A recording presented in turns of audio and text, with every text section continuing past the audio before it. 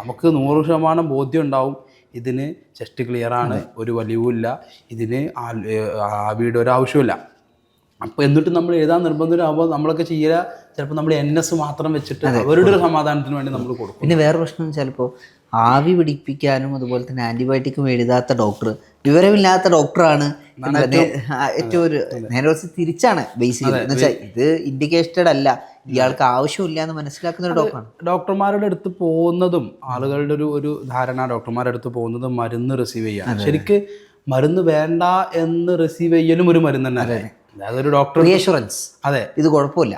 അതല്ല ഞാൻ പറഞ്ഞത്, ഇപ്പോൾ ഒരു ഡോക്ടറെ അടുത്ത് പോകുന്നത്, ആളുകൾ ഒരു ഡോക്ടറെ അടുത്ത് വരുന്നത് അസുഖം ഇന്നത് കണ്ടുപിടിച്ചിട്ട് ഒരു മരുന്ന് ലഭിക്കാൻ വേണ്ടിയാണ്. ഞാൻ പറയുന്നത് ഒരു ഡോക്ടറെ അടുത്ത് പോയിട്ട് ഇത് നിങ്ങൾ വിചാരിക്കുന്ന പോലെ അസുഖമില്ല എന്ന് പറയുന്നതും എന്താണ്, ഒരു കണ്ടുപിടുത്തം തന്നെ.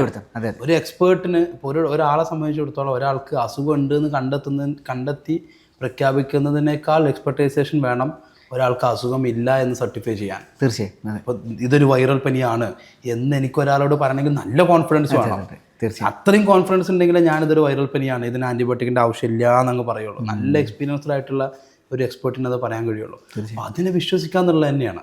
അത് ആ ടൈം ബീയിങ്ങിൽ അതിന് ആൻറ്റിബയോട്ടിക് ആവശ്യമില്ല എന്നുള്ളത് തന്നെയാണ്. ആ ഒരു എക്സ്പീരിയൻസിന് എക്സ്പെർട്ടൈസേഷനെ നമ്മൾ മാനിക്കുക എന്നുള്ളത് തന്നെയാണ്.